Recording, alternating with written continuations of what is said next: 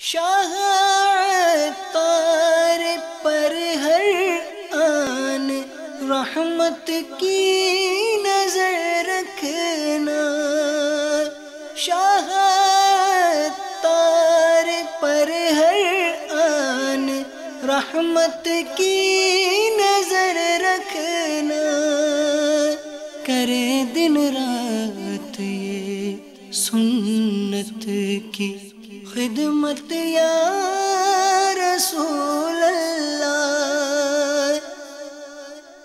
الحمدللہ رب العالمین والصلاة والسلام علی سید المرسلین، اما بعد فاعوذ باللہ من الشیطان الرجیم، بسم اللہ الرحمن الرحیم، الصلاة والسلام علیک یا رسول اللہ وعلی آلک واصحابک یا حبیب اللہ، الصلاة والسلام علیک یا نبی اللہ وعلی آلک واصحابک یا نور اللہ۔ اللہ کے پیارے رسول مقبول بی بی آمینہ کے گلشن کے مہکتے پھول عز و جل صلی اللہ تعالی علیہ وآلہ وسلم رضی اللہ تعالی عنہ کا فرمانے مغفرت نشان ہے۔ جس نے کتاب میں مجھ پر درود پاک لکھا تو جب تک میرا نام اس میں رہے گا فرشتے اس کے لیے استغفار کرتے رہیں گے۔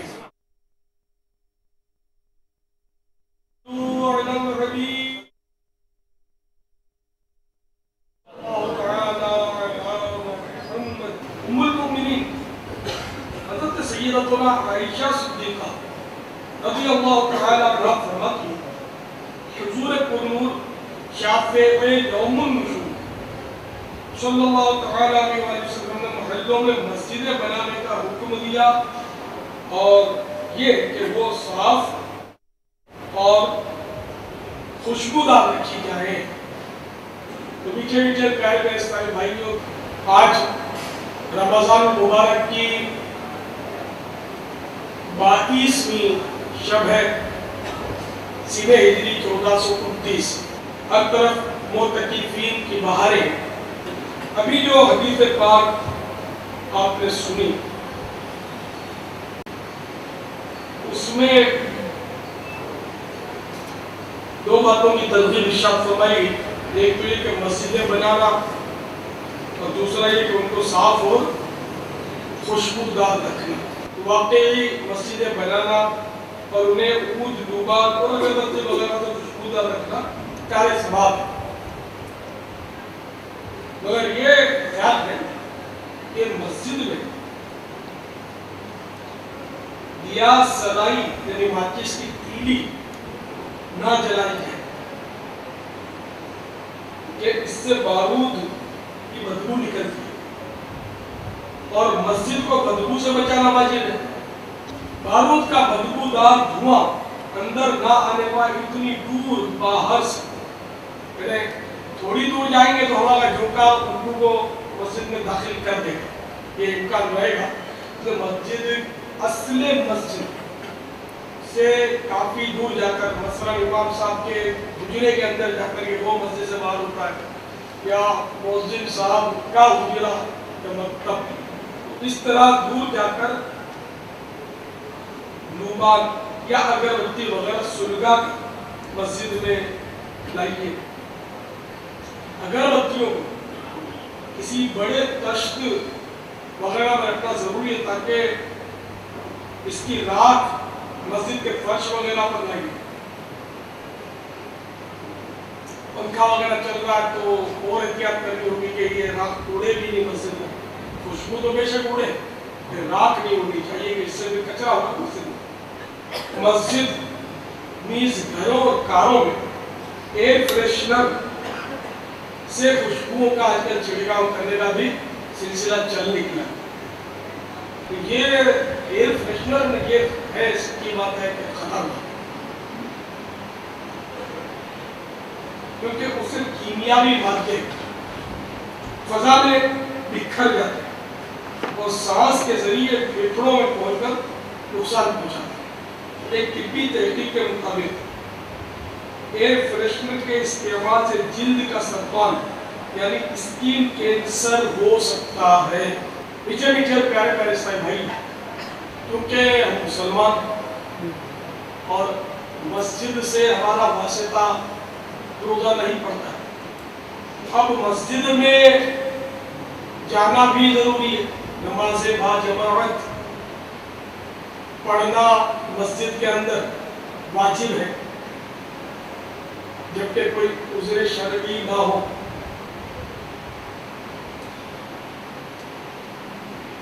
اب اس کے لیے یہ ذہن میں رکھیے کہ اپنے کپڑے، اپنے بدن، اپنے منہ وغیرہ سے کسی قسم کی بدبو نہ آتی ہو، یہ بھی ایک خیال میں رکھنے کی بات ہے۔ لہذا بھوک سے کم کھانے کی عادت بنائی ہے، یعنی ابھی خواہش باقی ہو کھانے کی کہ ہاتھ روک دیجیے، اگر خوب لٹ کر کھاتے رہے اور وقت بے وقت سیخ کباب، برگر، آلو چھولے، اس سے آئس کریم، ٹھنڈی بوتلیں وغیرہ پیٹ میں پہنچاتے رہے، پیٹ خراب ہو گیا تو خدا نہ خاصا گندا دہانی یعنی منہ سے بدبو آنے کی بیماری گھر گئی تو سب تیار ہو جائے گا، کیونکہ منہ سے بدبو آتی ہو تو مسجد کا داخلہ حرام حرام، یہاں تک کہ جس وقت منہ سے بدبو آ رہی ہو اس وقت با جماعت نماز پڑھنے کے لیے بھی مسجد میں آنا گناہ ہے، یعنی مسجد میں داخل نہیں ہو سکتا، جماعت سے نماز بھی نہیں پڑھ سکتا۔ اس کے لیے اب کوئی یوں کرے کہ صاحب وہ جماعت سے نماز نہ پڑھنی پڑے تو نماز سے تھوڑی دیر پہلے کچی پیاز کھا لے تو منہ میں بدبو ہو جائے گی، کچا لہسن کھا لے، کچی مولی کھا لے، یہ عام طور پہ ہمارے رائتوں میں کچا لہسن پیس کر ڈالا جاتا ہے تو منہ میں بدبو ہو جائے گی۔ اسی طرح کچو مر میں کچی پیاز تو اس کا اہم جز ہے، خاص حصہ ہے،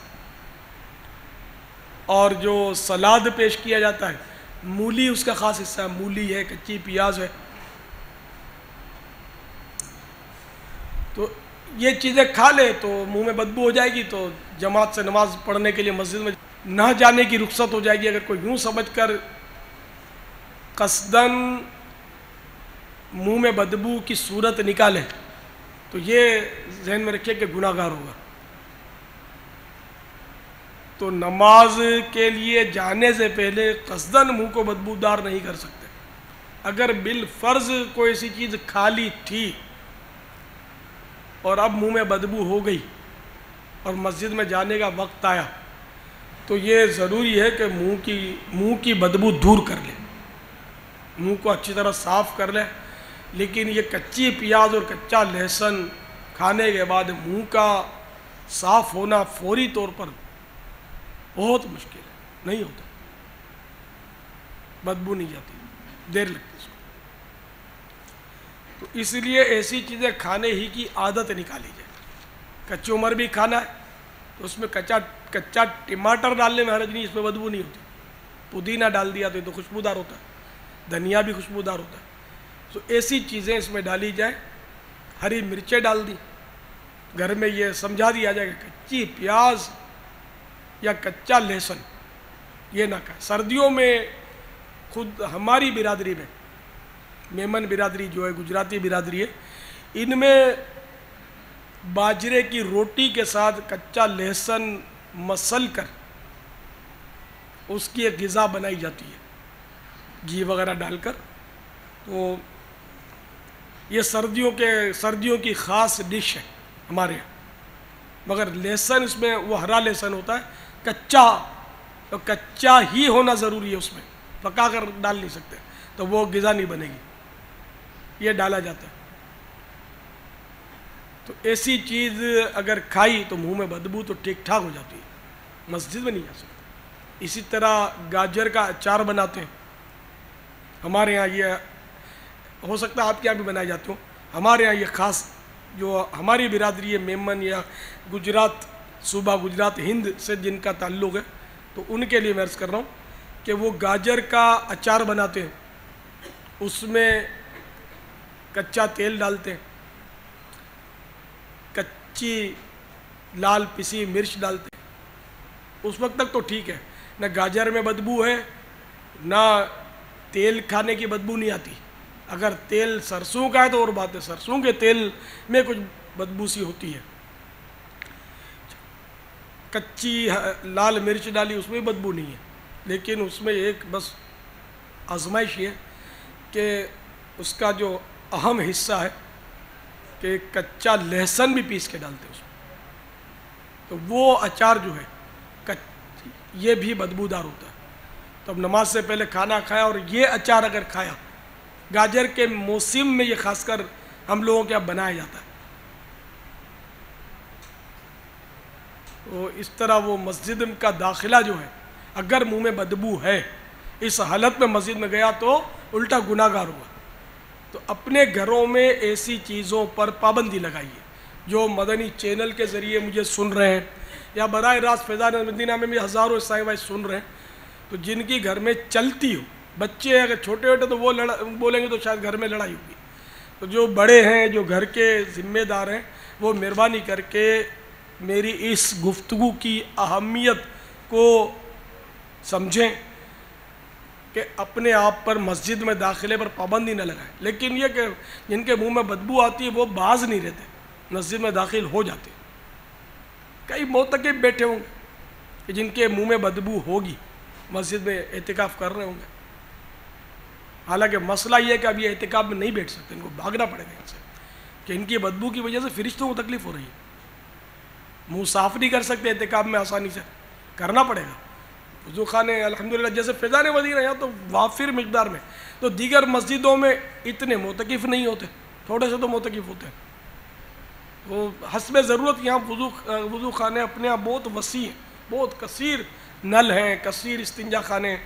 تو آپ کو اچھی طرح مسواک کرنی ہوگی, خوب مسواک کریں گے نا اچھی طرح تو انشاءاللہ بدبو منہ کی دور ہو جائے گی.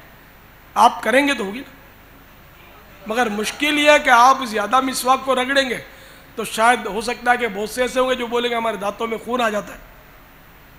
ایسا بھی ہوگا.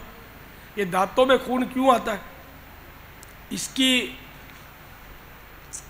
میں دو وجوہات سمجھ سکا ہوں اپنے تجربات کی روشنی میں. ایک تو دانتوں میں خون آتا ہے زیادہ کھانے سے اور کم چبا کر نگل جانے سے, اور اسی طرح ثقیل غذائیں, وزنی غذائیں. اب آپ وزنی کو سمجھتے ہوں گے وہ ترازو میں جو وزنی ہو, نہ ترازو کی وزنی نہیں, وہ ہاضمے کے لحاظ سے وزنی. جیسے کہ جن چیزوں میں تیل ہوتا ہے, گھی ہوتا ہے, یہ وزنی چیزیں مانی جاتی ہیں. تو تیل اور گھی یہ وزنی ہے, یعنی ان کو ہضم ہوتے ہوئے دیر لگتی ہے. چربی اس کو ہضم ہوتے ہوئے دیر لگتی ہے. تلی ہوئی چیزیں پہاڑ سے زیادہ وزنی ہوتی ہیں, دیکھنے بہت ہلکی پھلکی ہوتی ہیں, بڑا جی چاہتا ہے کہ اس کو تو کیا ابھی کھایا چبایا کیسا مزہ آیا, کیا اس میں کیا خرابی ہے. یہ تو آنتوں سے پوچھو گے کیا خرابی ہے اس میں, اپنے معدے سے پوچھو گے اس میں کیا کیا آفتیں ہیں. منہ کو کیا پتا, منہ کو تو مزہ آ رہا ہے, بڑا ٹیسٹ آ رہا ہے, مگر یہ ٹیسٹ آدھے منٹ کا ہے, باقی جو پیٹ میں جا کر تباہی مچانی ہے وہ مچائے گی. تو اس لیے گھی تیل والی چیزیں, میدے والی چیزیں وزنی ہوتی ہیں, جس میں میدا ہو وہ وزنی ہوتی ہے. مٹھائیوں میں عام طور پہ میدا ہوتا ہے, پراٹھا میدے کا, میدا اس میں بکثرت ہوتا آٹے کا ہے, لیکن بہرحال آٹے ہی کا ہے ایک اہم جز ہے میدا. اسی طرح یہ جو نمکوں کی آئٹم ہوتی ہیں ان میں بھی اکثر میدا استعمال ہوتا ہے. تو اس طرح میدے کی غذائیں, میٹھی غذائیں, میٹھی ڈش بھر بھر کے چینی ڈالتے ہیں, یہ بھی ہاضمے کو ٹھیک ٹھاک تباہ کرتی ہے. ہاں اگر ہر چیز اعتدال سے ہو نا تو سب کی بدن کو ضرورت رہتی ہے، لیکن ہمارے یہاں اعتدال کا کوئی معیار ہی نہیں ہے. جو آیا ہپ، جو آیا ہپ، جو ہاتھ میں آیا وہ ہپ. تو اس طرح پیٹ تباہ، ہاضمہ تباہ. تو جس کے دانتوں میں خون آتا ہے نا، وہ اپنے معدے پر غور کر لے، اس کو قبض ہے، یا تو قبض ہوگا اس کو، یا بار بار اس کو استنجا خانے میں دھکے ہوتے ہوں گے، اور وہ اس کو فراغت، اس کو یعنی کہ فراغت پرسکون طریقے پر نہیں ہوتی ہوگی، پریشانیاں ہوں گی، گیس ہوگا اس کو. تو پیٹ اس کا، جس کو ہم لوگ بولتے ہیں پیٹ ڈسٹرب ہے. تو جس کا پیٹ ڈسٹرب ہوگا اس کے دانتوں سے خون بھی غالباً، جس کے دانتوں میں خون آتا ہوگا اس کا پیٹ ڈسٹرب ہوگا. یہ آپ خود اپنا امتحان کر لیجئے. ایک صحت مند آدمی کا جس طرح اجابت ہوتی ہے اس طرح شاید اس کو نہ ہوتی ہو. دوسرے نمبر پر خون آنے کی وجہ جو میری سمجھ میں آئی ہے وہ یہ ہے کہ دانت برابر صاف نہیں کرتے. تو اس طرح دانتوں میں غذائی اجزاء جو ہیں وہ دانت اور اس کا یہ گوشت جس کو مسوڑا بولتے ہیں، ہم عام طور پہ بولتے ہیں دانتوں سے خون آتا ہے. تو خون دانتوں سے نہیں آتا. دانت تو ایک ایسی ہڈی ہے کہ جس کو اگر توڑا بھی جائے تو تکلیف نہیں ہوگی. آپ بولیں گے نہیں یہ دانت کو ہمارا تکلیف ہوئی، یہ دانت کو تکلیف نہیں ہوتی، یہ اندر جو گوشت ہے نا مسوڑا، اس کو تکلیف ہوتی ہے. دانت اگر جیسے آپ نے نکال دیا، اب اس پر مارے ہتھوڑا، آپ کو پتہ چل جائے کچھ بھی نہیں ہے تو چورا ہو جائے گا، تکلیف نہیں ہوگی. جیسے بال ہے، بال کو اپنے کاٹیں گے تکلیف نہیں ہوتی. ناخن ہے، ناخن کاٹیں گے، ناخن کو تکلیف نہیں ہوتی. زیادہ کٹ گیا تو ناخن کا جو گوشت ہے اس کو تکلیف ہوتی ہے، انگلی کا. تو اسی طرح دانت میں بھی جان نہیں ہے، تو اس کو خود تکلیف نہیں ہوتی، مگر عرف میں کہتے ہیں کہ دانتوں سے خون آنا. تو دانتوں سے خون آنا یا مسوڑوں سے خون آنا، تو یہ کہ منہ جب صاف نہیں کرتے تو غذائی اجزاء دانتوں اور گوشت کے درمیان جمع ہوتے ہیں، اور اس سے وہ ٹارٹر، ایک کے مطلب یعنی کہ چونا جمتا ہے، چونے کی طرح سخت چیز جمتی ہے جس کو ٹارٹر بولتے ہیں، یہ جمتا ہے. تو جب یہ جمتا ہے نا اندر، تو یہ گوشت کی تہ کچھ ابھر جاتی ہے، اونچی ہو جاتی ہے، اور یہاں تھوڑا سا گیپ ہو جاتا ہے. تو انگلی لگی آیا خون، مسواک لگی نکلا خون، آپ نے سیب کو چک مارا نکلا خون، روٹی کا نوالا چبایا نکلا خون. تو ابھی کیا یہ خون نکلے گا اور یہ جائے گا پیٹ میں. اب اگر اتنا خون نکلتا ہے کہ تھوک سرخ کر دیتا ہے تو یہ آپ کے پیٹ میں گیا، تو اس کو تو کھانا بھی حرام ہے. اس خون کو جان بوجھ کر اگر کھائے گا اس خون کو تو گناہ گار ہوگا. ایسا لال تھوک اگر جان بوجھ کر نکلے گا تو گناہ گار ہوگا. تو ایسا خون کا مریض ٹرائی کر لے کہ اس کو کھانے سے پہلے اگر یہ انگلی لگائے گا نا، دبائے گا تو خون نکلے گا، کھانا کھانے کے بعد دبائے گا تو نہیں نکلے گا. یہ بھی تجربہ کر لے. تو کھانا کھانے سے پہلے نکلا اور کھانا کھانے کے بعد نہیں نکلا، اس میں حکمت کیا کھانے کی طاقت کی وجہ سے خون رک گیا؟ نہ دراصل آپ نے کھانا چبایا، بوٹی چبائی، تو اس کو غذا ٹکراتی رہی مسوڑوں سے، تو وہ خون رستا رہا، اس میں سے رس کر جو جمع ہوا تھا نا وہ نکل گیا اور آپ کے پیٹ میں تشریف لے گیا. تو اس لیے اب نہیں آئے گا کچھ دیر تک. یہ اس کی بہت بڑی آفت ہے جس کی طرف توجہ عام طور پر لوگوں کو نہیں. میں مسواک کیوں نہیں کرتا تو میرے دانتوں میں خون آتا ہے، یہ عام شکایت ہے. وجہ وہی کہ یا تو یہ دانتوں کی صفائی نہیں کرتا، یا دونوں وجہ ہے کہ آنتوں کی بھی صفائی نہیں کرتا اور دانتوں کی بھی صفائی نہیں کرتا، آنتوں کو نہیں بچاتا. تو اس کے لیے آپ کے لیے علاج، آپ ڈینٹسٹ کے پاس جائیں گے تو وہ آپ کو اسکیلنگ کرے گا، وہ اپنے مڑے ہوئے آلے سے یہ نکالے گا، 2 دانت 3 دانت وہ نکالے گا، اس میں سے وہ ٹاٹر آپ کو دھکے کھلاتا رہے گا، 500 روپے لیتا رہے گا. آپ خوش ہوتے رہیں گے میرے دانتوں کا علاج ہو رہا ہے. پھر وہ آپ کو مشورہ دے گا کہ 6 مہینے کے بعد آپ اسکیلنگ کروا لیا کریں. آپ دھکے کھاتے رہو، پیسے دیتے رہو، علاج نہیں ہونا. عارضی طور پہ خون بند ہو جاتا ہے، لیکن پھر جب کیونکہ آپ نے دانتوں کی صفائی کا اہتمام کرنا نہیں ہے نا، اور آپ کا خون بند نہیں ہونا. مسواک آپ کو کرنی نہیں ہے، مسواک کرنا آتی نہیں ہے. مسواک تو خوب اچھی طرح جب تک نہیں کریں گے دانتوں کی صفائی ہوگی نہیں. نیز جب جب موقع ملے کھانے کے بعد چائے پینے کے بعد، آپ نے شاید مجھے بھی دیکھا ہو کہ میں چائے پینے کے بعد عموماً منہ میں پانی لے کر پھراتا ہوں. اسی طرح جب میں آپ لوگوں کے ساتھ کھاتا ہوں تو شاید آپ نے دیکھا ہوگا کہ منہ میں پانی پھراتا ہوں میں، اور اب منہ میں ہلاتا ہوں، پانی کو جنبشیں دیتا ہوں. خیر یہ اعتکاف میں تو کم موقع ملتا ہے، لیکن عام طور پہ میری عادت ہے کہ میں کوشش کرتا ہوں کہ کوئی ذرہ میرے دانتوں میں باقی نہ رہے. اسی طرح چائے کا اور یہ جو پیلاہٹ ہے نا، آپ یہ ہر بار چائے پینے کے بعد اگر یہ منہ میں پانی لے کر جنبشیں دیتے رہیں گے، بھلے پھر نگل جائے، وہ نہیں ہے، تو اس طرح آپ کے دانتوں کی صفائی رہے گی. اور وہ غذا کے اجزاء، چائے کے بھی تو اجزاء تو ہے نا، تو وہ بھی جمیں گے نہیں، ٹاٹر نہیں بنے گا پھر انشاءاللہ. تو آپ کے دانتوں میں خون جو ہے نا وہ نہیں آئے گا انشاءاللہ. تو یہ دونوں صورتیں آپ نے کرنی ہیں. آپ پانی کے لیے یہ بھی کر سکتے ہیں جس کے پاس مطلب موقع ہے، جیسے کہ اب آپ بیٹھے ہوئے اور بیٹھے بیٹھے مطالعہ فرما رہے ہیں، لکھ رہے ہیں، تو اس وقت منہ میں پانی کی کلی بھر لیں، پانی ہلاتے رہیں اور اپنا کام بھی کرتے رہیں، تو یہ منہ کی صفائی بھی ہوتی رہے گی.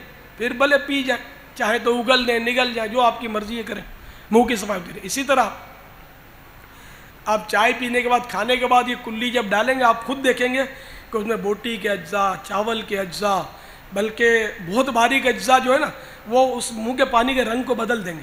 پانی وہ جیسا آپ نے بالکل یہ صاف ستھرا پانی ہے نا، یہ اس میں کچھ نہ کچھ پیلاہٹ اور سفیدی اور کوئی گاڑھا پن آ جائے گا. تو یہ سارا کچرا جو ہے آپ نے نکالا کلی منہ میں ہلا ہلا کر، ورنہ یہی کچرا آپ کے لیے ٹاٹر بناتا، دانتوں کو میل کی تہ چڑھاتا، تو کیا کیا آفتیں ڈھاتا. تو یہ بھی ایک طریقہ ہے، لیکن بہترین طریقہ مسواک. اگر وقتاً ہم مسواک کرتے نہیں ہیں، مسواک صرف وضو کے لیے ہی اگر کر لیں تو بڑی بات ہے. مسواک ہمارے پاس ہوتی کب ہے؟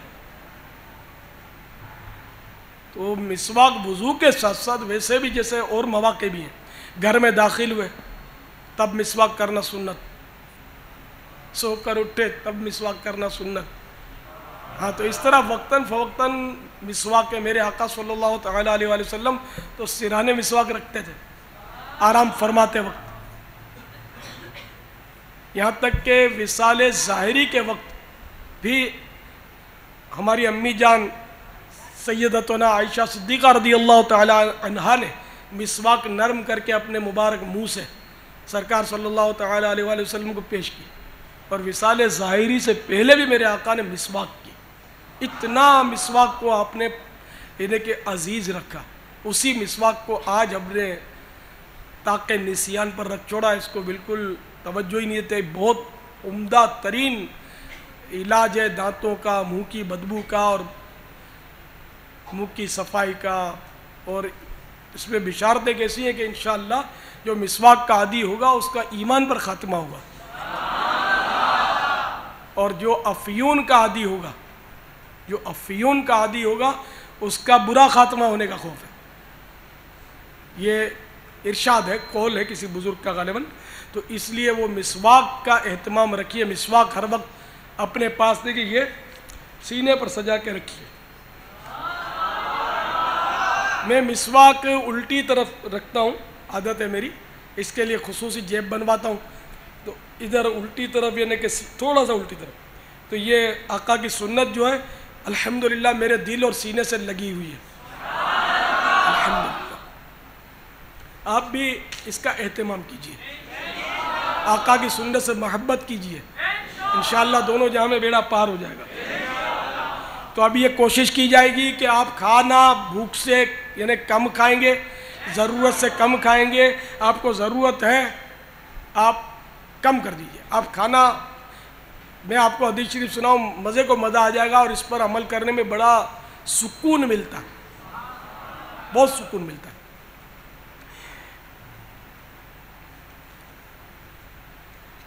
کہ حدیث پاک میں یہ مضمون موجود ہے کہ جب کوئی بندہ اللہ کے رضا کے لیے نوالے کم کرتا ہے، کھانے کے، کم کھاتا ہے، ایک بھی نوالا کم کھائے گا، 2 نوالے کم کھائے گا، تو اللہ تعالیٰ فرشتوں میں اپنے اس بندے پر مباحات فرماتا ہے، یعنی فخر کرتا ہے، فرشتوں سے فرماتا ہے کہ دیکھو میرے بندے نے مجھے راضی کرنے کے لیے اتنے نوالے کم کھائے، تم گواہ ہو جاؤ کہ میں اپنے اس بندے کے ہر نوالے کے بدلے جنت میں ایک ایک درجہ بلند کروں گا۔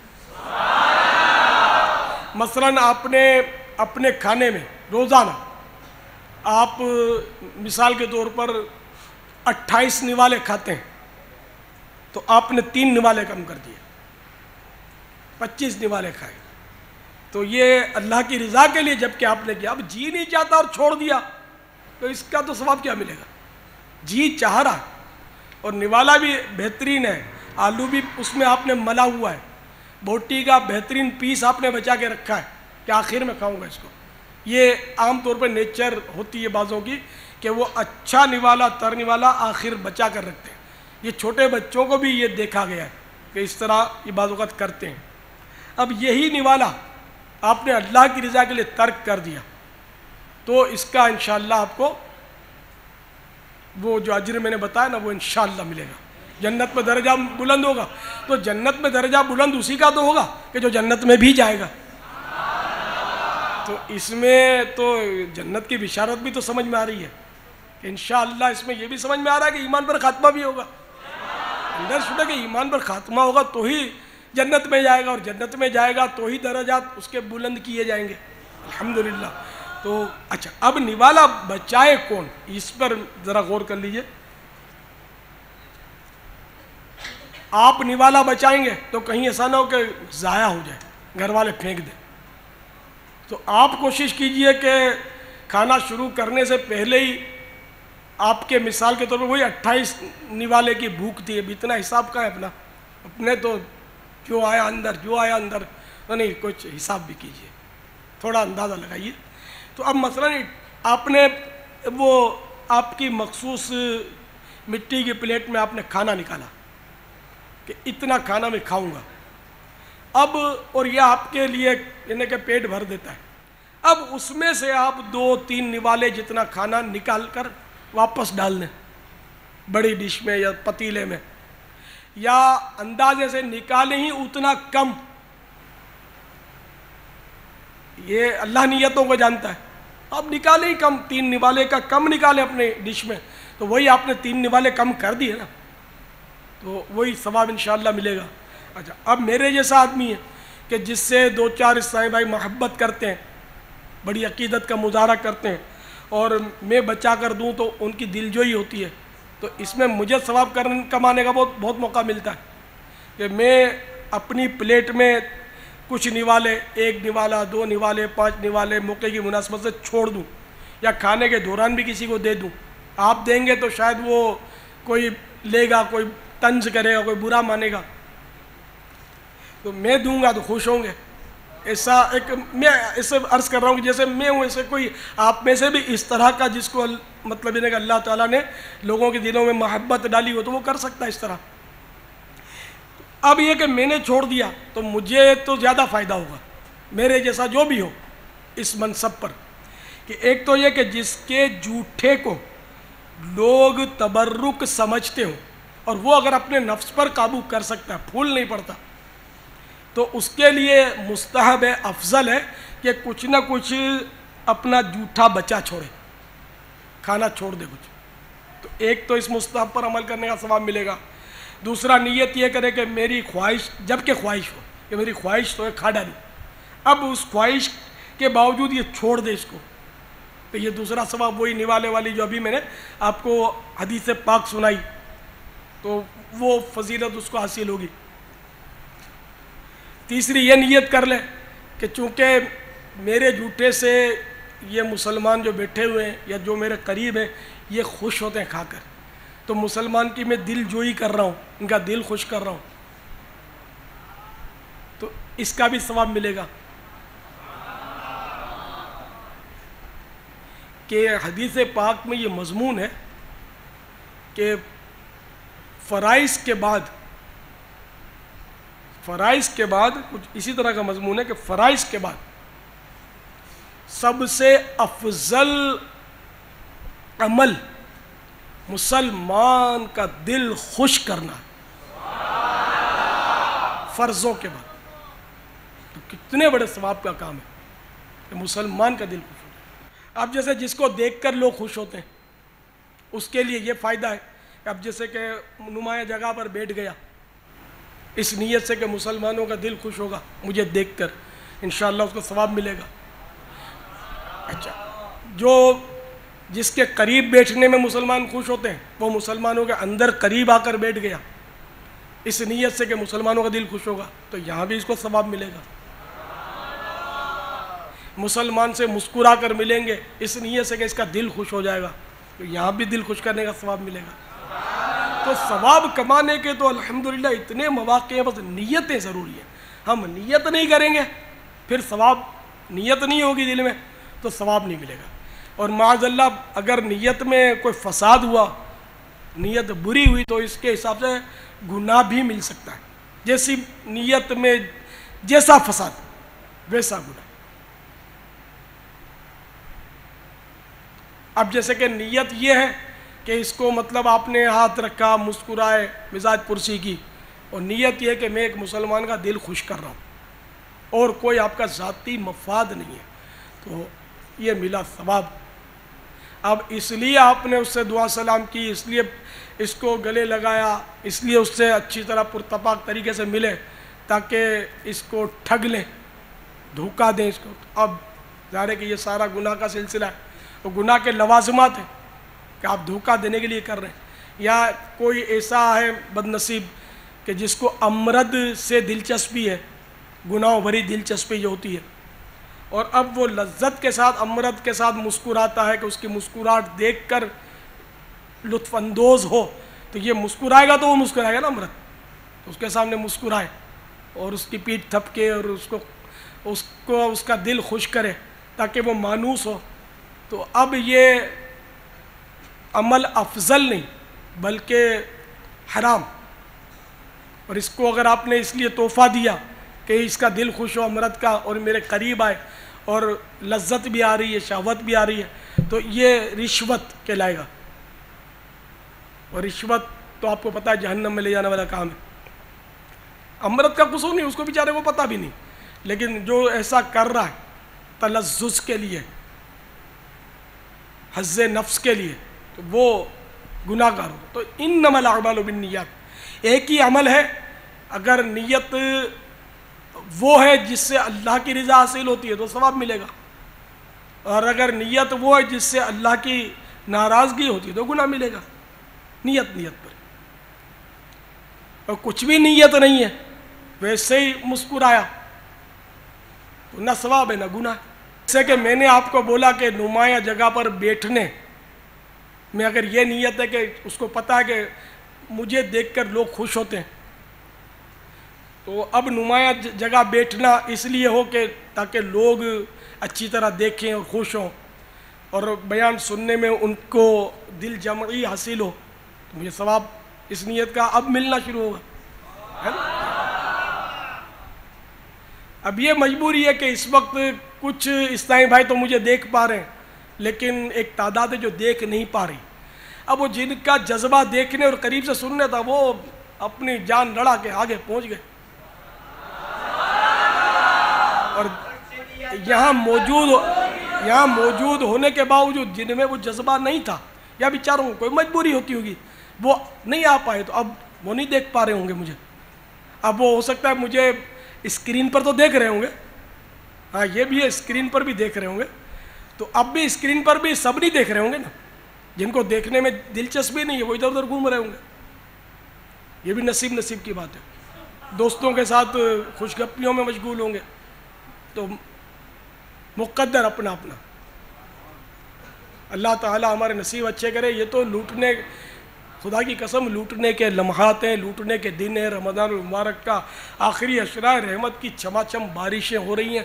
جتنا سمیٹ سکتے ہو سمیٹ لو. بار بار موقع نہیں ملے گا. آئندہ سال رمضان المبارک ہم نے پا بھی لیا جیتے جی، تو کوئی بعید نہیں ہے کہ ہمارا دل کی کیفیت کیا ہوگی کیا پتہ، ہمیں احتکاب نصیب ہوگا نہیں ہوگا۔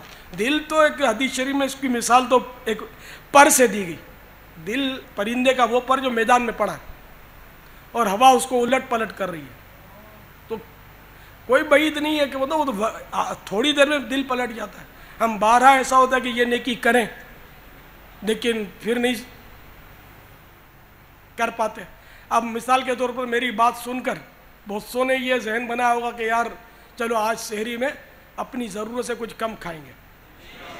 ابھی نیت کیوں آسان ہے؟ ابھی تھوڑی دیر پہلے کھایا، پیٹ بھرا ہوا، جب ساری رات کی تھکن ہوگی تو سحری سامنے آئے گی، مزید یہ ذہن میں آئے گا کہ یار سارا دن اب کھا بھی نہیں سکیں گے اپنے، تو پھر کیا نیت اور کیسی نیت اور کیسی کھانے کی کمی، اور ایک نوالے پر ایک درجہ جنت میں بلند ہونے کی حدیث بھی پھر بھلا جائے گی، نفس سے بھلا دے گا، وہ یاد نہیں رہے گا انشاءاللہ۔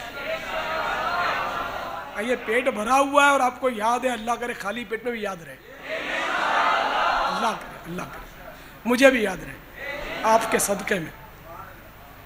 تو نیکی کی جب نیت ہو نا، اس کو تو بزرگان دین فوراً کر ڈالتے تھے۔ فتاوی رضویہ شریف میں بڑا پیارا واقعہ پڑھا میں نے، حضرت سیدنا امام باقر رضی اللہ تعالیٰ عنہ، آپ نے نام سنا ہوگا امام باقر، یہ اہل بیت اطہار میں سے تھے، بہت بڑے بزرگ ہیں اپنے امام باقر رضی اللہ تعالیٰ عنہ۔ یہ ایک بار بیت الخلاء میں تشریف لے گئے، دروازہ بند کیا اور فوراً بھی دروازہ کھولا اور کسی کو آواز دے کر ہاتھ بڑھا کر اپنا کرتا دیا اور کہا کہ یہ فلاں کو دیا۔ پھر جب فراغت کے بعد باہر نکلے تو کسی نے خادم نے عرض کی کہ حضور آخر اتنی جلدی کیا تھی کہ آپ نے بیت الخلاء میں سے ہاتھ لمبا کر کے کرتا دے دیا اور وہ بھجوا دیا، آپ باہر نکل کر اطمینان سے بھی تو دے سکتے تھے۔ تو فرمایا کہ جب میں بیت الخلاء میں داخل ہوا نا تو فوراً میرے ذہن میں آیا کہ یہ کرتا بہت اچھا ہے، میں کیوں نہ فلاں جو غریب آدمی ہے اللہ کی رضا کے لیے اس کو پیش کر دوں۔ تو میں نے سوچا کہ میں باہر نکل کر دے دوں، پھر میں نے سوچا کہ دل تو بدل جاتا ہے، قلب، اس کو قلب کہتے ہیں، اسی لیے قلب، دل کو قلب کہتے ہیں، قلب اسی کو کہتے ہیں جو بدلتا رہتا ہو، دل بدلتا رہتا ہے۔ تو ایسا نہ ہو کہ میں استنجا سے فارغ ہو کر نکلوں تو میرا دل بدل چکا ہو کہ نہیں اب نہیں دینا، بہت اچھا ہے، اب میرے کو ضرورت ہے اس کی، تو میرا دل مطلب بدل جائے، اس سے پہلے میں نے کہا نیکی میں دیر نہیں، میں نے فوراً دے دیا کہ اب دل بدلنا ہو تو بدلتا رہے، وہ تو رائے خدا میں اچھی نیت سے جا چکا، اس لیے وہ دل بدلتا ہے۔ ہم نیتیں اتنی کرتے ہیں لیکن اس پر استقامت نہیں ملتی، دوام حاصل نہیں ہوتا۔ بڑا مسواک کرنے کا آپ نے سوچا ہوگا، کم کھانے کا ذہن بنایا ہوگا، لیکن یقین مانے کہ ایسی سستی ہوتی ہے جب مسواک کو صحیح معنوں میں کرنے بیٹھے، سستی، کھانے پر کم کھانے کے لیے بیٹھے، ایسی سستی ہوتی ہے۔ سستی کیا مطلب چستی ہوتی ہے کھانے میں، ڈالے جا، جذبہ ایثار ختم، ہمدردی ختم دوسرے سے، مسلمان کی دل جوئی کا ثواب بھی یاد نہیں رہتا، اور بس یہ کہ کوئی نہ کھائے ماں بدولت کھائے گا، ساری دریا کا پانی میں پی جاؤں گا کوئی نہیں پیے گا، ساری دیگ میں چٹ کر جاؤں گا کوئی نہیں کھائے گا، بوٹی بھی میں کھاؤں گا، نلی بھی میں لوں گا، یہ آلو بھی میں نے نہیں چھوڑنا۔ اس وقت جذبہ یہ ہو جاتا ہے کھانا کھاتے وقت۔ اب اس میں جو اپنے نفس کو مار کے بھگا دینا، وہ مرد کا بچہ ہے، تو مرد کے بچے بن جاؤ انشاءاللہ۔ تو میٹھے میٹھے پیارے پیارے سائیں بھائیوں، وہ منہ کی بدبو کی بات چلی تھی، تو اس میں الحمدللہ اس دوران ہمیں بہت سارے مدنی پھول حاصل کرنے میں کامیابی حاصل کی۔ تو ایک تو یہ کہ منہ میں بدبو ہو تو مسجد کا داخلہ حرام۔ اچھا، تو گھر میں نماز پڑھنے میں تو عیسائی بہنیں بھی سن رہی ہوں گی نا مدنی چینل میں، تو وہ ہو سکتا ہے کہ خوش فہمی میں ہو کہ یہ تو عیسائی بھائیوں کے لیے نا، ہم تھوڑی مسجد میں جاتی ہیں، تو ہم تو پیزے پراٹھے کھاتی رہیں، خوب کھجلے پھینی اور کباب سموسے انڈیلتی رہیں، پیٹ میں لڑکاتی رہیں، نہ تو یہ آپ کے لیے بھی مسئلہ ہے۔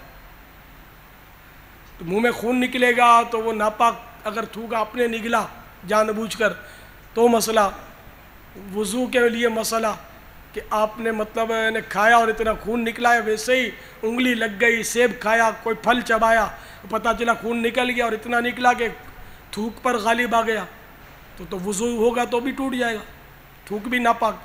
اب اگر ایسے تھوک والے منہ میں کہ ابھی منہ پاک نہیں ہوا اور پانی کا گلاس آپ نے منہ میں لگا کر پیا تو یہ گلاس کا وہ حصہ ناپاک، پانی جو گلاس کے اندر ہے وہ ناپاک، کتنے مسائل ہیں۔ تو اس طرح بہن بھی اس میں بچ نہیں سکتی۔ مزید یہ کہ اس میں روزے کا مسئلہ، اب روزے میں غلبے کی پہچان یہ ہے کہ خون کا اثر حلق میں محسوس ہو، تو اگر یہ خون نکلا منہ میں اور حلق میں اس کا مزہ محسوس ہو، نگلا اس طرح، تو روزہ بھی ٹوٹ جائے گا، جبکہ روزہ یاد ہو، یہ بھی مسئلہ۔ تو اس طرح بہن کے لیے بھی یہ مسئلہ ہے۔ مزید یہ کہ سب کے لیے ایک مسئلہ یہ بھی سن لیجئے، فتح رضویہ جلد 7 صفحہ 384 پر میرے آقا امام اہل سنت عظیم البرکت عظیم المرتبت پروان شمع رسالت مجدد دین و ملت مولانا شاہ امام احمد رضا خان علیہ رحمت الرحمن فرماتے ہیں، منہ میں بدبو ہونے کی حالت میں نماز بھی مکروہ ہے، اور ایسی حالت میں مسجد جانا حرام ہے جب تک منہ صاف نہ کر لے۔ پتہ چلا کہ نماز کے لیے بھی مسئلہ ہے، تو یہ اسلامی بہن کے لیے بھی ہوا مسئلہ، وہ نماز پڑھے گی تو نماز اسے کراہت آئی۔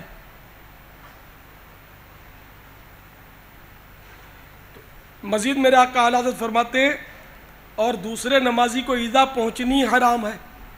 منہ میں بدبو ہوتی ہے، دوسرے کو ایذا ہوتی ہے، بولتا نہیں کوئی، بولے گا تو سنے گا۔ پھر آج کل کا ماحول کیسا ہے، پھر یہ کہ آدمی مروت میں بھی نہیں بولتا، جھجک ہوتی ہے اس کو۔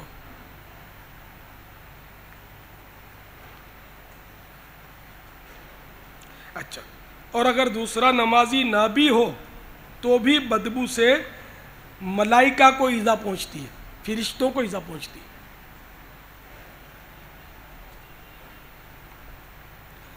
پھر مزید میرے آقا اعلیٰ حضرت صحیح مسلم شریف کی حدیث نقل کرتے ہیں، صحیح مسلم صفحہ 282 حدیث نمبر 564، فرماتے ہیں حدیث میں ہے، جس چیز سے انسان تکلیف محسوس کرتے ہیں فرشتے بھی ان سے تکلیف محسوس کرتے ہیں۔ میرے آقا اعلیٰ حضرت رحمۃ اللہ تعالی علیہ فتح رضویات جلد 8 صفحہ 72 میں فرماتے ہیں، جس کے بدن میں بدبو ہو کہ اس سے نمازیوں کو ایذا ہو، مثلا معاذ اللہ گندا دہن، یعنی جس کو منہ سے بدبو آنے کی بیماری ہو، گندہ بغل یعنی جس کو بغل سے بدبو آنے کا مرض ہو،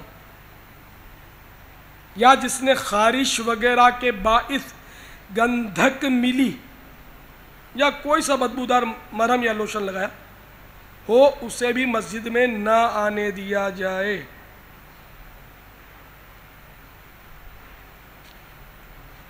تو خارش کا ایک مرہم تو مشہور ہے، یہ اپنے سلفر بولتے ہیں گندھک کو، سلفر، وہ سلفر اوئنٹمنٹ یہ بنایا جاتا ہے، جیسے کہ اب وہ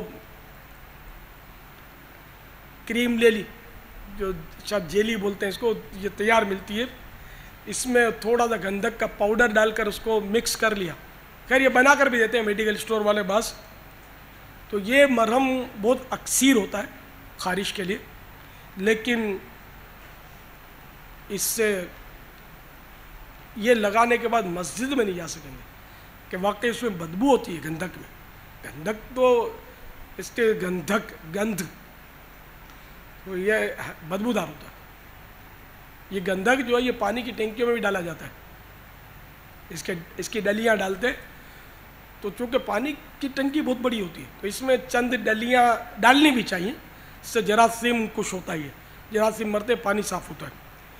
تو پانی میں اس کی بدبو نہیں آتی، وہ قلیل مقدار میں، جیسے پانی میں وہ حل تو ہوگا، پانی میں حل ہوتا ہوگا، لیکن اس کی بدبو نہیں آتی، تو بدبو نہیں آتی اس لیے کوئی حرج نہیں کہ ناپاک نہیں ہے، گندک ہے، پاک، لیکن مسجد میں بدبو کی وجہ سے منع کیا گیا۔ تو بغل سے بھی بدبو آتی ہے، یعنی شاید بدن میں سب سے زیادہ بدبودار حصہ بغل ہے، یہاں تک کہ غالباً امام شافعی رحمۃ اللہ تعالیٰ علیہ کے نزدیک تو یہ مسئلہ ہے کہ وضو ہے جس کا اور بغل میں ہاتھ ڈالا اور ہاتھ میں بدبو آ گئی تو وضو ٹوٹ جائے گا۔ تو یہ شافعیوں کے نزدیک مسئلہ ہے، غالباً ہمارے نزدیک نہیں ہے، امام اعظم ابو حنیفہ رحمۃ اللہ علیہ کے نزدیک نہیں ہے، لیکن اگر وضو دوبارہ کر لے تو کراہیت بھی نہیں ہے، حرج بھی نہیں ہے، تو اب مستحب امام شافعی رحمۃ اللہ علیہ کے مذہب پر عمل کرنا مستحب رہے گا۔ تو اگر ہم حنفیوں کے لیے یہ مسئلہ ہوا کہ اگر بغل میں ہاتھ ڈالا اور ہاتھ میں بدبو آ گئی تو مستحب یعنی افضل یہ ہے کہ دوبارہ وضو کر لے، تو بغل میں اتنی خوفناک بدبو ہوتی ہے، تو اگر کسی کے بغل میں ایسی اس قدر بدبو ہے کہ دوسروں کو آتی ہے تو اب اس کے لیے بھی داخلہ مسجد میں حرام، اور اگر کسی کو نہیں آتی بدبو تو اس طرح کی معمولی سی بدبو تو سب کے بدن میں ہوتی ہے، کچھ نہ کچھ، تو چونکہ کپڑے سے ڈھکی بھی ہوتی ہے تو اس لیے وہ لوگوں کو آتی نہیں ہے، تو اس میں حرج نہیں ہے۔ ہاں نجاست کو تو چھپا کر بھی نہیں لا سکتے ہیں، جیسے کہ بچہ ہے اس کو پیمپر بولتے ہیں، غالباً پیمپر، چھوٹے بچے ہوتے ہیں چند مہینوں کے یا سال 2 سال کے، اس کو پیمپر باندھ دیتے ہیں، اور مسجد میں بھی پیمپر باندھ کر لے آتے ہیں، اور یہ سمجھتے ہیں کہ پیمپر بندھا ہوا ہے تو کیا حرج ہے، تو پیمپر میں بھی اگر بچے نے پیشاب کر دیا یا بہرحال فضلہ کر دیا تو یہ بھی لانے والا اس میں گناہ گار ہے، تو ایسے بچے کو مسجد میں لانا حرام ہے جس میں ظن غالب ہو کہ یہ پیشاب وغیرہ کر دے گا، چاہے پیمپر ہی میں کرے، اس کی مسجد میں لانے کی ایسے بچوں کو اجازت نہیں ہے۔ اور آج کل لاتے ہیں لوگ، دم کروانے کے حساب سے بھی لے آتے ہیں، لیکن دم بھی کروانا ہے باہر یا امام صاحب کے حجرے میں جا کر کروا دے، جبکہ مسجد سے گزرنا نہیں پڑتا، مسجد الحرام میں بھی لے جاتے ہیں، اس کو طواف بھی کرواتے ہیں، طواف میں وہ جھولیوں میں وہاں دیکھا ہے بعض کو بچے کو ڈال دیتے ہیں چھوٹے سے، تو مسجد الحرام کا تقدس تو ظاہر عام مسجدوں سے زیادہ ہونا چاہیے، تو ایسا بچہ لے جانے میں احتیاط ضروری ہے۔ اور واقعی وہاں مسجدوں میں، مسجد کریمین میں بچے اتنا پھدکتے ہوتے ہیں، ادھر بھاگتے ہیں ادھر دوڑتے ہیں، شور کرتے ہیں، تو ان مسجدوں کا ادب تو عام مسجدوں کے مقابلے میں ہر دل جانتا ہے کہ زیادہ ہونا چاہیے۔ مسجد نبوی شریف کا ادب جو ہے عام مسجدوں کے مقابلے میں، ظاہر ہے کہ سرکار کی وہ مسجد ہے، سرکار کی بنائی ہوئی مسجد ہے، میرے آقا صلی اللہ تعالیٰ علیہ وآلہ وسلم وہاں جلوہ فرمائے، مزار پرانوار میں عین حیات ظاہری کے ساتھ تشریف فرمائے، ہم نہیں دیکھ رہے تو کیا ہوا، وہ تو دیکھ رہے ہیں۔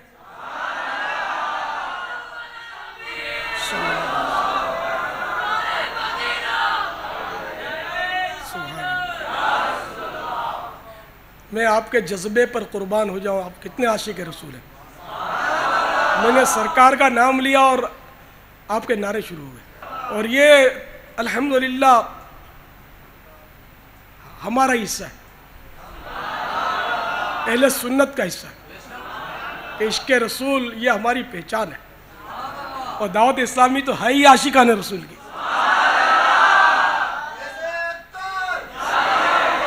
تو الحمدللہ میں نے عرض کیا کہ ہم اگر آقا کی بارگاہ میں وہاں حاضر ہوتے بھی ہیں، ہم نہیں دیکھ پاتے تو کیا ہوا، وہ تو ہمیں دیکھ رہے ہیں۔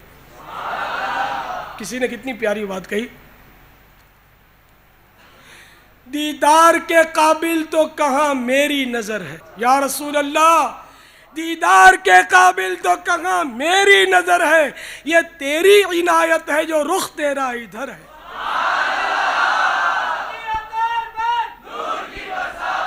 صلو علی الحبیب صلی اللہ تعالی علی محمد۔ مسجد میں بدبودار منہ لے کر جانا منع ہے جس طرح، اسی طرح اس کی اور بھی کچھ احتیاطیں ہیں۔ چنانچہ مفسر شہیر حکیم الامت حضرت مفتی احمد یار خان علیہ رحمت الحنان مرآت جلد 6 صفحہ 26 پر فرماتے ہیں، مسلمانوں کے مجمعوں، درس قرآن کی مجلسوں، علماء دین و اولیاء کاملین کی بارگاہوں میں بدبودار منہ لے کر نہ جاؤ۔ جب تک منہ میں بدبو رہے گھر میں ہی رہو۔ مسلمانوں کے جلسوں مجمعوں میں نہ جاؤ۔ حقہ پینے والے، تمباکو والا پان کھا کر کلی نہ کرنے والوں کو اس سے عبرت پکڑنی چاہیے۔ فقہاء کرام رحمہم اللہ تعالی فرماتے ہیں، جس سے گندہ دہانی کی بیماری ہو اسے مسجدوں کی حاضری معاف ہے۔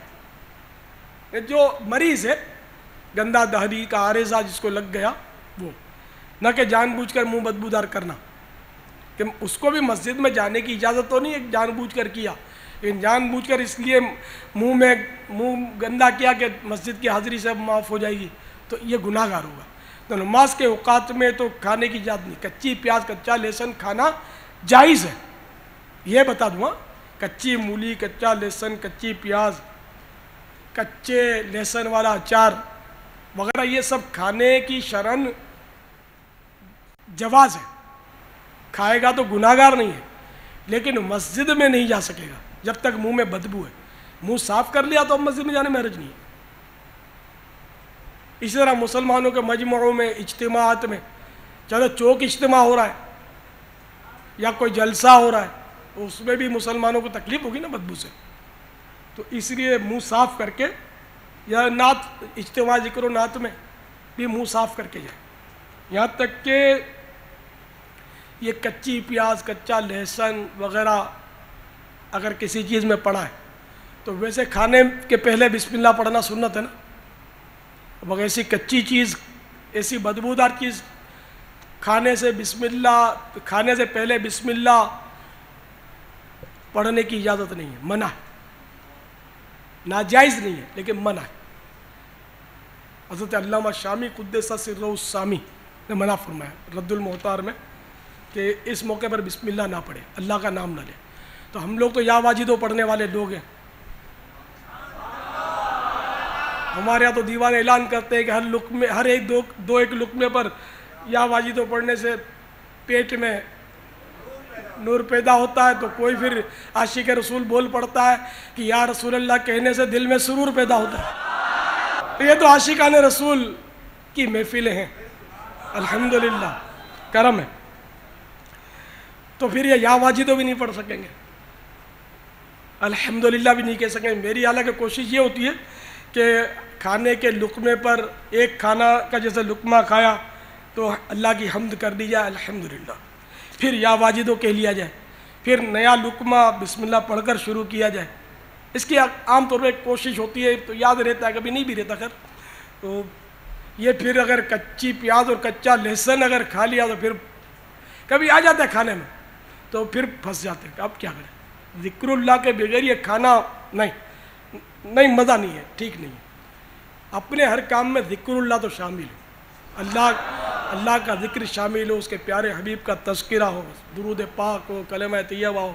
تو میں پان کھانے کا اس لیے بھی مخالف ہوں، پان، گٹکا، کہ یہ ایسی چیزیں ہمارے گلے پڑ گئی ہیں کہ جب تک یہ گٹکا منہ میں نہ آدمی ذکر اللہ کر سکے، نہ درود پاک پڑھ سکے، اگرچہ کھانا جائز صحیح، لیکن ظاہر ہے کہ وہ پھر وہ زبان تو نہیں چلے گی۔ کسی صحیح مقصد کے لیے کھایا تو اور بات ہے، لیکن یہ ذکر اللہ کے لیے رکاوٹ بن جاتا ہے۔ کوئی اگر ذکر قلب کا عادی ہے، دل کا ذکر کر سکتا ہے، تو چلو اس کا منہ چل رہا ہے تب بھی اس کا دل وہ ذکر کر رہا ہے، لیکن ہم لوگ وہ لوگ تھوڑی ہیں.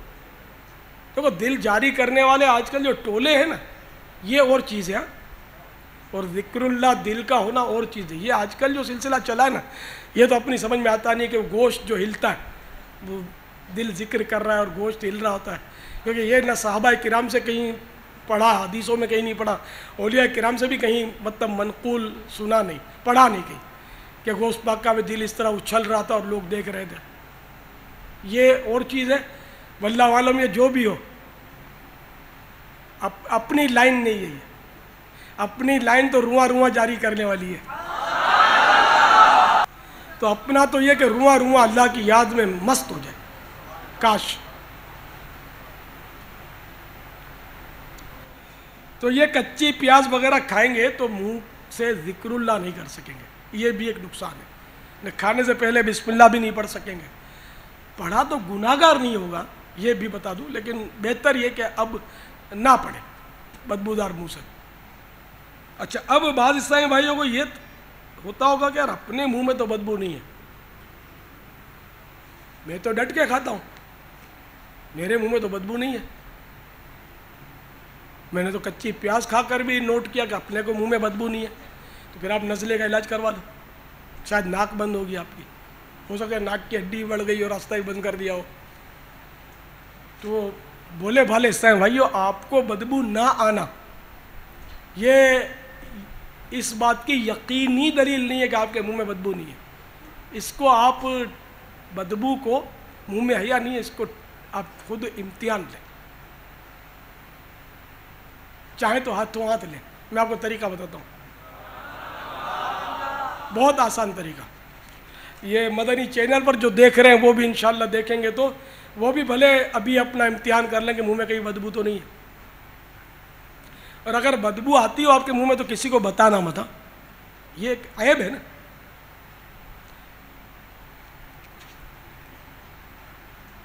جس طرح میں نے منہ پر ہاتھ رکھا نا، آپ سب رکھ لیں. یا پہلے سے گہرا سانس لے لیں. پہلے سے گہرا سانس لے لیجیے.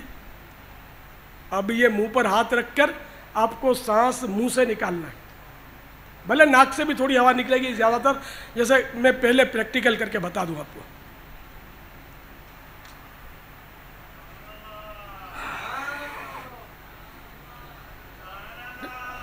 تو اس طرح لے کر فوراً نکالنا ہے آپ کو. تو آپ اب منہ پر ہاتھ پہلے سانس لے لیجئے. سانس لے کر اپنے منہ پر اس طرح ہاتھ رکھ لیجئے کہ یہ تھوڑا خلا رہے. جیسے دعا میں ہاتھ باندھتے ہیں نا تو منہ پہ رکھ لیتے ہیں بعض اوقات، تو اس طرح منہ پر رکھ لیجئے. اب وہ گلے سے حلق سے سانس نکالیے.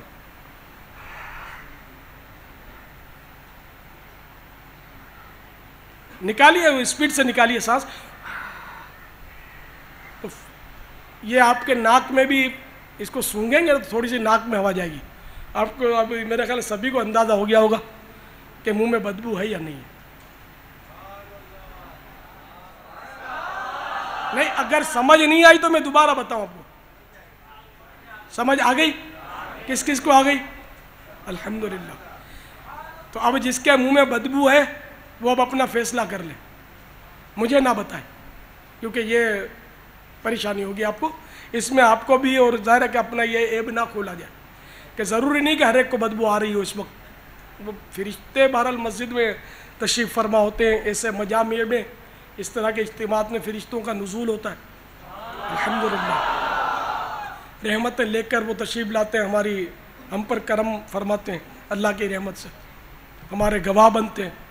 پھر یہ کہ کرامن کاتبین ہمارے پاس ہوتے ہیں، محافظین فرشتے پاس ہوتے ہیں. بہرحال یہ کہ مسجد میں جو فرشتے ہیں ان کے بارے میں تو حدیثیں ہیں کہ ان کو تکلیف ہوتی ہے منہ میں بدبو ہو تو، یا کسی طرح کی بدبو مسجد میں لائی جائے تو اس سے اس کو تکلیف ہوتی ہے فرشتوں کو. تو آپ اس طرح روزانہ چیک کر رہے، خصوصاً جب ہم نیند سے اٹھیں گے نا تب بھی چیک کر رہا. تب تو میرا خیال ہے کہ بہت زیادہ امکان ہے کہ آپ کا منہ بدبودار ہوگا، بہت زیادہ قوی امکان ہے. تو جب آپ کلی وغیرہ کر لیں گے نا، منہ صاف کر لیں گے تو انشاءاللہ وہ عارضی بدبو جو منہ میں ہو جاتی ہے سونے سے وہ صاف نکل جاتی ہے. پھر آپ بے شک آیت الکرسی وغیرہ پڑھنا چاہیں تو پڑھ لیں، بدبودار منہ سے نہ پڑھیں۔ اللہ کا پاک نام، ہم ویسے منہ گناہوں سے گندا ہوا پڑا ہے تو کم از کم ظاہری بدبودار تو منہ نہ ہو، کلی کر لیں، مسواک کر لیں تو انشاءاللہ منہ آپ کا نیند سے اٹھنے کے بعد صاف ہو جائے گا، بدبو نہیں رہے گی۔ اب منہ کی بدبو کا اور بھی علاج، اب جیسے کسی چیز کے کھانے کے سبب منہ میں بدبو ہو گئی، کچی پیاز کھائی، کچا لہسن کھا ڈالا، رائتا پیا، اب رائتے میں پتہ نہیں ہوتا تو لہسن پیس کے ڈالا ہوا ہے، پینے سے جس کو جو حساس ہوگا نا اس کو اندازہ ہو جائے گا کہ اس میں کچا لہسن ہے، ہر ایک کو نہیں سجکا نہیں پڑتا جو کھانے سے مطلب ہوتا ہے۔ تو اس لیے ان چیزوں سے اپنے گھروں میں اللہ کرے کہ پابندیاں لگ جائیں نا، کاش۔ اب پھر بھی شادیوں کی دعوتوں میں جائیں گے تو وہ بڑی بڑی پیاز کی کترنیں وہ کچی عمر میں آتی ہیں، ہاں یہ کمبخت نفس جو ہے نا یہ سب مطلب حافظہ کمزور کر دیتا ہے، کچھ بھی یاد نہیں رہتا، ساری نیتیں بھلا دیتا ہے، سارے وعدے مطلب یعنی کہ وہ ذہن سے نکال دیتا ہے، اور چونکہ کھانے کی آئٹمیں وہ ہوتی ہیں شادی میں جو کبھی کبھی نصیب ہوتی ہیں، تو پھر جو بندہ اس پہ ٹوٹتا ہے اور بغیر چبائے جو نگلتا ہے نا، اس کو کئی کو تجربہ ہوگا کہ جس دن دعوت کا کھانا کھایا ہے نا، ولیمے کا، اور یہ جو آج کل مروجہ دعوتیں حال میں ہوتی ہیں نا، مالداروں کے ہوتی ہیں خاص کر، غریبوں کے یہاں بھی آج کل غریب تو رہا کون ہے، قرضے لے کر بھی کرتے پھر بھلے روتے رہتے ہیں، وہ بھیک مانگتے ہیں بعدوں کہ قرضہ ہو گیا، سود چڑھ گیا، بیٹی کی شادی کی تھی، اب یہ مجبوریاں یہ لوگ بتاتے ہیں اس طرح کی، لیکن ان مجبوریوں سے سود لینا جائز نہیں ہو جائے گا۔ بہرحال یہ کہ آئٹمیں شادیوں میں اگر زیادہ مالدار ہے تو زیادہ آئٹمیں ہوتی ہیں، کم مالدار ہے تو کم آئٹمیں ہوتی ہیں کھانے کی ڈشیں، تو اس میں یہ ثقیل غذائیں، وزندار غذائیں تو بہت ہوتی ہیں۔ تو آپ میں سے ہو سکتا تجربہ ہو کہ گھر میں جتنا کھاتے ہیں نا اس سے زیادہ اس ولیمے میں کھاتے ہیں، چبانے کی نوبت کم آتی ہے، اگر اپنے چبانے بیٹھیں گے نا یہ سارے کھا کے فارغ ہو جائیں گے، اپنے کیا چباتے رہیں گے، یہ شرمائی رہ جائیں گے اپنے، تو اس لیے وہ دے نگل اور پھر پیٹ بولتا ہوگا کہ اب بیٹے کہاں جائے گا بچ کر، سینے میں جلن مچتی ہوگی، سینے میں جلن بھی زیادہ کھانے سے، وہ اس کو تیزابیت بولتے، تو یہ عموماً زیادہ کھانے سے تیزابیت ہوتی ہے، جس کے سینے میں جلن ہوتی ہے اور جو دوائیں کھاتا ہے نا سینے کی جلن کی، میرا نسخہ آج تو قبول کر لے، زیادہ نہیں 12 دن کے لیے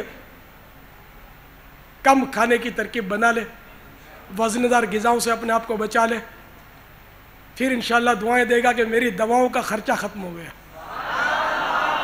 مگر یہ علاج جاری رکھنا پڑے گا زندگی بھر، تو بہت ساری بیماریاں چلی جائیں گی، یہ موٹاپا بھی چلا جائے گا، پیٹ اگر یہ پھول کر کپا ہو گیا ہے تو یہ بھی انشاءاللہ لیول آ جائے گا، لیول پہ ہو جائے گا۔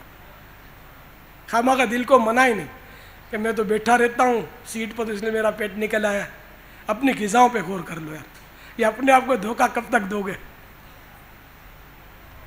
اور میرا تو ویسے ہوا بھر گئی ہے بدن میں تو کہاں کھاتا ہوں، یہ بھی بولتے ہیں، کسی کو سمجھاؤ نا میں کہاں کھاتا ہوں، میں زیادہ نہیں کھاتا کباب سموسے، یہ نا پھر اس کو دو چار سوالات کریں گے نا تو کہیں تو پکڑا جاتا، ہاں ایک کا ٹھنڈی بوتل تو ہو جاتی ہے، تو ٹھنڈی بوتل تو شوگر بم ہے، کبھی کبھی آئس کریم بھی ہو جاتی ہے ساتھ میں، یہ تو خطرناک چیز ہے، تو بہت چینی ہوتی ہے، چینی تو موٹاپا لاتی ہے، خصوصاً سفید چینی تو بہت خطرناک ہے، میٹھا زہر ہے، اور ہر چیز میں سفید چینی تو ہوتی ہے، پہلے شہد اور کھجور سے میٹھا کیا جاتا تھا غذا کو، اب غریب آدمی شہد کو تو دیکھ بھی نہیں سکتا، اور شہد اور کھجور کا اگر اب میٹھی ڈش بنائیں گے تو وہ کھانے میں بھی وہ لطف نہیں رہے گا، کیونکہ وہ سفید چینی کے ہم لوگ عادی ہو گئے، جو کہ بہت خطرناک ہے، کیمیکل وغیرہ اس میں پتہ نہیں کیا کیا الا بلا ڈالی جاتی ہوگی، تو نقصان اس کا کافی ہے سفید چینی کا، لیکن اب اس سے بچ نہیں سکتے ہم۔ تو شوگر کی بیماری بھی تو بہت سو نے گلے میں لگائی رکھی نا، گلے سے کتنوں کو شوگر کی بیماری ہے، گھر گھر میں شوگر کی آپ میں تو بہت بیٹھے ہوئے، اس کو یہ شکایت ہوگی میری امی کو شوگر ہو گیا ہے، تو میرے ابو کو شوگر ہو گیا ہے، تو میرے بڑے بھائی کو شوگر ہو گیا، تو کوئی ہوگا کہ یار مجھے بھی شوگر ہو گیا ہے۔ تو اب غور کر لے چائے کتنی پیتا تھا، 2 چمچ چینی کی ڈالے بغیر تو چائے اترتی نہیں تھی نا۔ ٹھیک ہے، اب زندہ باد، اب شوگر خود ہی پالی ہے تو سنبھالنی بھی پڑے گی۔ ٹھنڈی بوتلوں کے بغیر گزارا تھا نہیں، گرمیوں میں 2 بوتلیں اکٹھی پینی پڑتی تھی، پیاس نہیں جاتی تھی، تو تیری ہی پیاس نہیں جاتی تھی، سب کی پیاس چلی جاتی تھی، پیسے زیادہ تھے تو پیاس نہیں جاتی تھی، تو 2 بوتلیں، یہاں تک کہ بڑی بڑی بوتلیں آتی ہیں نا، مانے نہیں مانے، بعض ایسے مطلب یعنی کہ بیچارے ہوتے ہیں کہ بڑا بڑا بوتل انڈیل دیتے ہیں۔ دیکھا کبھی ایسا آدمی آپ نے؟ نہیں دیکھا؟ دیکھا ہے نا، بڑی بڑی بوتلیں انڈیل دیتے ہیں، یہ ٹھنڈی بوتلیں، پیسہ ہوتا تھا۔ پھر جو یہ بیچارے ایسے پھنستے ہیں، سوئی کے نکوے میں پھنستے ہیں، نکل نہیں پاتے بیچارے، ایسا شوگر، پھر ایسا زور مارتا شوگر کہ پچھاڑ دیتا ہے۔ تو اس لیے اگر اعتدال کرو گے تو انشاءاللہ صحت اچھی رہے گی، اور صحت اچھی رکھنے کے لیے عبادت پر قوت حاصل کرنے کی نیت کی جائے۔ میری صحت اچھی ہوگی تو انشاءاللہ میں عبادت کروں گا، تو اس کا ثواب ملے گا۔ تو بہرحال میرے پیارے پیارے اور میٹھے میٹھے اسلام بھائیو، منہ میں بدبو ہو تو اس کا ایک علاج یہ ہے کہ ہرا دھنیا چبا کر کھائیے۔ کون سی بدبو؟ جبکہ پیاز یا لہسن کھا لیا ہے، کچی ایسی کی چیز، عارضی طور پر جو منہ بدبودار ہو گیا ہے، وہ نہیں جس کے پیٹ سے گندا دہنی کا عارضہ ہے، یہ اس کا علاج نہیں بتا رہا میں۔ تو بہرحال یہ کہ کچی پیاز وغیرہ کھا لی، کچومر کھا لیا تو ہرا دھنیا چبا کر کھائیے، اور ہرا دھنیا یا گلاب کے تازہ یا سوکھے ہوئے پھولوں سے دانت مانجھیے، انشاءاللہ عز و جل فائدہ ہوگا، بدبو میں کمی آئے گی انشاءاللہ۔ ہرا دھنیا زیادہ کھا لیں گے تو شاید بدبو کو وہ پیٹ میں لیتا جائے گا، لیکن ہرے دھنیے کی یہ ایک بات ہے ہاں کہ ہرا دھنیا جو کچا ہم لوگ ڈالتے ہیں نا، اس سے حافظہ کمزور ہوتا ہے، اس کا سائیڈ ایفیکٹ یہ ہے۔ تو ہرا دھنیا کچا ہم سبھی کھاتے ہیں عام طور پہ، چیزوں میں کھانے پہ خاص کر ڈالا جاتا ہے، خوشبو دیتا ہے، پکانے میں نہیں ڈالتے یہ اوپر چھڑکتے ہیں، یہ بھی خوشبو دیتا ہے۔ اور اس میں بھی ہرے دھنیے میں بھی اقسام ہوتی ہیں، تو جو سمجھدار آدمی ہوتا نا وہ بڑا بڑا خوبصورت دھنیا نہیں لے گا، وہ چھوٹی سائز کا دھنیا آتا ہے، خوبصورت نہیں ہوتا، تو وہ اس پر ہاتھ رکھے گا۔ تو وہ جو خوبصورت نہیں ہے، چھوٹا سا دھنیا ہے، اس میں خوشبو زیادہ ہوتی ہے، بڑا دھنیا خالی خوبصورتی کا ہوتا ہے، اس میں اتنی خوشبو نہیں ہوتی۔ چلیے ایک یہ بھی آپ کو گر مل گیا۔ میری بات کی کوئی تائید کرے گا آپ میں سے کہ چھوٹے دھنیے میں خوشبو زیادہ ہوتی ہے؟ اچھا، اتنے ساروں کا تجربہ ہے، سبحان اللہ، ماشاء اللہ۔ صلو علی الحبیب صلی اللہ تعالی علی محمد۔